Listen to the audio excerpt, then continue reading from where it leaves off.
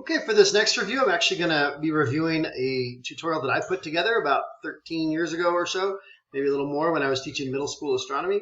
And what this is a tutorial or an interactive thing where students are supposed to learn about phases of the moon as well as eclipses. And so it sort of works its way through a few different things. The beginning here, or this one section, is an opportunity for students to just kind of click through and learn a little bit about the objects involved in the moon's phases. So there you have the sun, the earth, and the moon. You kind of click your way through, and somewhat like the peppered moth simulation, it's okay here. It's mostly informative and sort of gets the audience going. The real value of it is in the stuff that comes up a little bit later. But here it explains how the moon and the earth are lit on one side from the sun, and it explains what you might see as you went around. And so here I introduce a sort of what a person could see from a given location. There are some flaws with this model in terms of scale, and so it had some problems there. But for an example here, a new moon would rise at sunrise when that person at the white line sees it.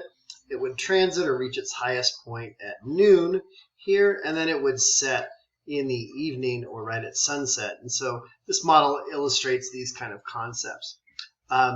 And it goes on and explains them. I think it would be nice if the user had a little more freedom to jump through. There's a little bit of a quiz section. So what time of day is it when the person's right here? That would be sunrise. And look, I got it right. And it jumps back through. What time of day is it there? That's noon, and so on. And it gives you a chance to work through a couple of different things. And here we start getting into the actual phases of the moon. And so it explains what we can see from Earth and how that is and isn't different from the sun. And so here it introduces this other perspective. So for a moon in this position, we would see a full moon, and so it shows you the full moon. In this perspective, the half we see and the half that are lit share a quarter, and so we would see a half moon there. And this goes on and explains both why we see what we see, and then also when those different moons would rise and set.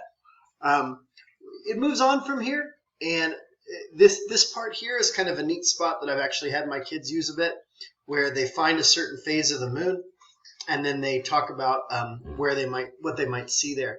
So for example, you could just play this model forward, and so let's say we play it a few hours forward and we see the moon slowly waxing.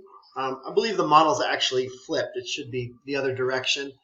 So I made a mistake in building it, just never fixed it.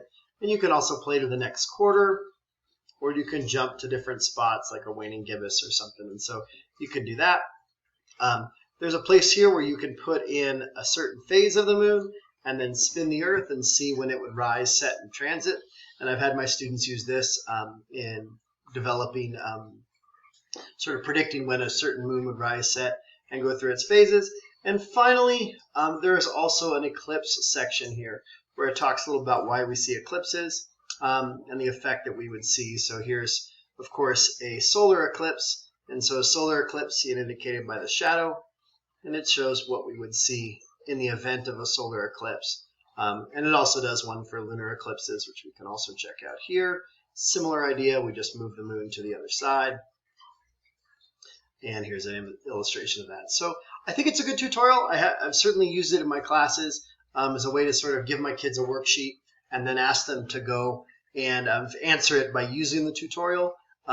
There are some flaws with it. I don't think it's quite as self-explanatory. It would probably be nice to have some audio over it that would help explain it better. But it was a good tutorial, and I've used it a good bit, and so I'm proud of putting it together. I wish I did a little better job with some things, but I feel pretty good.